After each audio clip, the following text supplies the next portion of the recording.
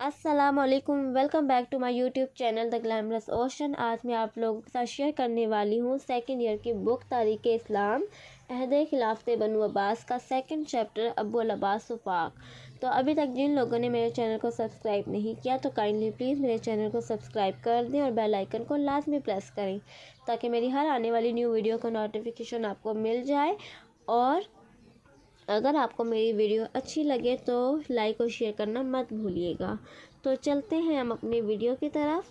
ابو العباس وفاق، ہم پہلے جانیں گے کہ ابو العباس وفاق کون تھے اور انہوں نے کیسے اپنی حکومت قائم کی تھی۔ بنو امیہ کی جب حکومت ختم ہوئی تو عباسیوں میں سے ابو العباس وفاق نے خلافت سنبھالی۔ ان کے دور میں بہت زیادہ ترقی ہوئی۔ اس نے 4 سال اور 8 مہینے حکومت کی۔ 129 ہجری میں جب مروان ثانی نے امام ابراہیم کو گرفتار کروایا تو اس نے اپنے بھائی ابو العباس وفاق کو جانشین بنایا اور ان کی بیعت کے لیے بھی کوششیں کی۔ بالآخر 132 ہجری میں وہ خلیفہ بن گیا۔ ابو العباس وفاق کا پہلا خطبہ۔ جب یہ خلیفہ بنا تو کوفہ میں اس نے عباسی حکومت کے قیام کا اعلان کیا۔ جامع مسجد کوفہ میں نماز ادا کی اور نماز کے بعد لوگوں نے آپ کے ہاتھ پر بیعت کر لی۔ اس کے بعد آپ نے ممبر پر چڑھ کر ایک خطبہ دیا جس میں انہوں نے کہا کہ ہمارا نظام حکومت امویوں جیسا نہیں ہوگا بلکہ ہمارے نظام حکومت میں عدل و انصاف کی بنیاد ہوگی۔ ہماری حکومت میں تمام معاملات کے فیصلے قرآن اور سنت کی روشنی میں کیے جائیں گے۔ اس کے بعد انہوں نے امویوں کے ظلم و ستم کا ذکر کیا اور کہا کہ انہوں نے حضرت امام حسن رضی اللہ عنہ اور حضرت امام حسین رضی اللہ عنہ پر ظلم کیا۔ اب دارالخلافہ کے بارے میں بات کرتے ہیں کہ ان کے دارالخلافہ کون سا تھا۔ اس نے کوفہ میں اپنی خلافت کے لیے بیعت لی تھی لیکن وہ کوفہ کو اپنا دارالخلافہ نہیں بنانا چاہتا تھا کیونکہ کوفہ کے لوگ دھوکہ دیتے تھے۔ انہوں نے عراق میں ایک شہر ہاشمیہ کے نام سے آباد کیا اور اسی شہر کو اپنا دارالخلافہ بنایا۔ پھر ان کی حکومت کی تشکیل کیسے ہوئی تھی؟ اسپین کے علاوہ اسلامی سلطنت عباسیوں کے قبضے میں آ گئی تھی۔ سلطنت میں امن اور اچھے نظام کو قائم کرنے کی ذمہ داری خلیفہ کی تھی۔ انہوں نے نئی حکومت قائم کی اور مدینہ، مکہ، یمن اور یمامہ کو ایک صوبہ بنا کر داؤد بن علی کو وہاں کا گورنر بنایا۔ شام پر عبداللہ بن علی نے گورنری کی۔ آذربائیجان، آرمینیا اور جزیرہ پر ابو جعفر منصور نے گورنری کی۔ مصر پر ابو اون عبد الملک اور موصل پر محمد بن سیول نے گورنری کی۔ اب ان کے دیکھتے ہیں کہ ان کے دور میں کون کون سے وزارت کے عہدے تھے، کون کون سے وزیر تھے ان کے۔ ابو العباس وفاق نے حکومت کو بہتر بنانے کے لیے وزارت کا نیا عہدہ قائم کیا اور اس کی حفاظت کے لیے ابو سلمہ کو مقرر کیا کیونکہ اس نے اس کے لیے بہت زیادہ خدمات انجام دی تھیں، لیکن بعد میں ابو العباس وفاق نے اسے قتل کروا دیا اور لوگوں سے کہا کہ اسے خارجیوں نے مارا ہے۔ اب دیکھتے ہیں کہ اس نے بنو امیہ سے انتقام کیسے لیا تھا۔ ابو العباس وفاق نے اپنی عباسی حکومت کو مضبوط رکھنے کے لیے یا مضبوط بنانے کے لیے بنو امیہ کے خاندان سے انتقام لینا شروع کیا اور بنو امیہ کے ایک ایک فرد کو ڈھونڈ ڈھونڈ کر قتل کیا۔ اہل بیت نبوی پر جو ظلم ہوئے وفاق نے ان کا بدلہ صرف 5 سال میں ہی لے لیا۔ وفاق کے چچا عبد الرحمن بن علی ایک دن ان کے ساتھ کھانے کے لیے بیٹھے تھے تو ایک شخص نے امویوں کے مظالم پر کچھ اشعار پڑھے تو ابو العباس وفاق کے چچا کو غصہ آ گیا اور انہوں نے تمام امویوں کو قتل کر دیا اور ان کی لاشوں پر ہی دسترخوان بچھوا کر کھانا کھایا۔ اب دیکھتے ہیں کہ ان کے دور میں بغاوتیں کون کون سی ہوئی تھی۔ پہلی بغاوت ہوئی تھی شام میں مروان ثانی کا ایک سپہ سالار حبیب بن مرہ نے حوران اور بلقا میں علم بغاوت کو بلند کیا اور کنسرین میں ابو داؤد نے بغاوت کی۔ لوگ بھی ان کے ساتھ بغاوت میں شامل ہو گئے۔ حبیب بن مرہ عباسیوں کی اطاعت قبول کر چکا تھا۔ عبداللہ بن علی حاکم نے اس سے صلح کر لی اور ابو داؤد کی گوشمالی کے لیے نکلا۔ دمشق کے لوگوں نے بغاوت کر لی، اسے شہر میں داخل نہ ہونے دیا لیکن پھر بھی عبداللہ نے باغیوں کو شکست دی۔ ابو داؤد مارا گیا اور اس نے حمص اور کنسرین کے ساتھ حکومت دمشق پر بھی قبضہ کر لیا۔ اس کے بعد عراق میں بغاوت ہوئی تھی۔ عراق میں 60,000 سپاہیوں نے بغاوت کی۔ وفاق نے ان کی بغاوت کو ختم کرنے کے لیے موسیٰ کو بھیجا لیکن باغیوں نے انہیں گھیر لیا۔ ابو العباس وفاق نے موسیٰ کی مدد کے لیے ابو جعفر منصور کو بھیجا۔ انہوں نے باغیوں کا ڈٹ کر مقابلہ کیا اور بعد میں باغیوں نے اطاعت قبول کر لی۔ اطاعت قبول ہو گئی تو ان کی بغاوت خود بخود ہی ختم ہو گئی تھی۔ اس کے بعد یزید بن حبیرہ نے بغاوت کی۔ اس کی بغاوت کو ختم کرنے کے لیے وفاق نے ابو جعفر منصور کو بھیجا۔ وہ ان کی بغاوت کو ختم نہ کر سکے۔ جیسے ہی مروان ثانی کے قتل کی اطلاع ملی تو محصورین نے ان کا ساتھ چھوڑ دیا، تو بعد میں انہوں نے بھی عباسیوں کی اطاعت قبول کر لی تھی۔ اس کے بعد جو ہے موصل میں بغاوت ہوئی تھی۔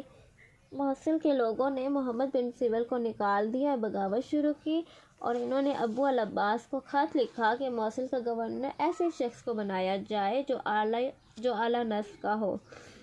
ابو العباس وفاق نے یحییٰ بن محمد کو گورنر بنایا۔ اس نے جامع مسجد میں قیام کیا اور موصل کے 12 سرداروں کو قتل کیا۔ بعد میں اس نے اعلان کیا تھا کہ جو شخص مسجد میں آ جائے گا اسے پناہ مل جائے گی، لیکن اس نے ان کو بھی قتل کر دیا۔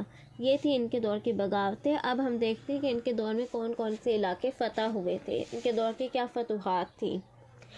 ان کے دور میں فتوحات بھی ہوئیں۔ بنو امیہ کے آخری دور میں سندھ پر منصور بن جمور نے قبضہ کر لیا تھا۔ ابو مسلم خراسانی نے موسیٰ بن کعب کو بھیجا۔ اس نے منصور کو شکست دی۔ ریگستانی علاقوں میں چلے جانے سے اسے پانی نہ ملا اور وہ پیاسا مر گیا، اور انہوں نے سندھ پر قبضہ کر لیا دوبارہ سے۔ اس کے بعد عمان اور بحرین میں بھی خارجیوں نے بغاوتیں کی۔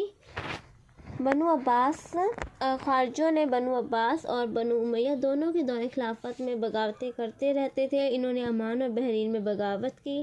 وفاق نے ان کے خاتمے کے لیے خازم ابن خزیمہ کو بھیجا۔ عمان میں دونوں کا آمنا سامنا ہوا، خارجیوں کو شکست ہو گئی، اور اس طرح عمان اور بحرین کے علاقے بھی عباسیوں کے ہاتھ میں آ گئے۔ ان کا ایک سردار حلبندی بھی مارا گیا۔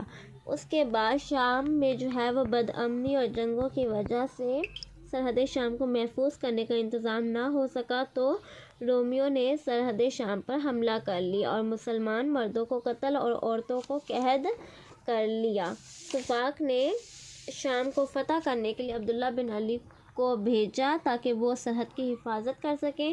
اس کے بعد سرحد ترکستان پر چین کا اثر بھی کافی تیزی سے پھیل رہا تھا۔ 133 ہجری میں خالد بن ابراہیم نے قطن پر حملہ کیا تو یہاں کا حکمران جیش چین چلا گیا تھا۔ اسی سال فرغانہ اور چاچ میں باہمی مخالفت پیدا ہو گئی تھی۔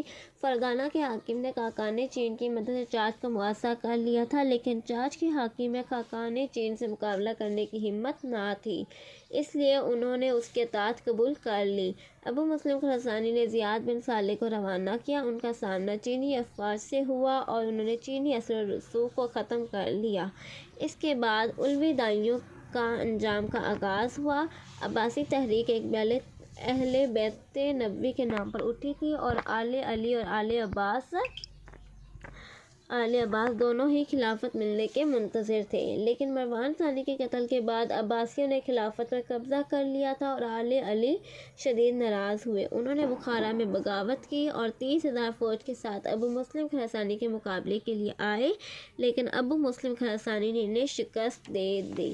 تو ان کی فتوحات جو تھی وہ یہ تھی کہ انہوں نے سندھ پر بھی قبضہ کر، سندھ کو بھی فتح کر لیا تھا، اور انہوں نے بحرین اور عمان کو بھی فتح کر لیا تھا۔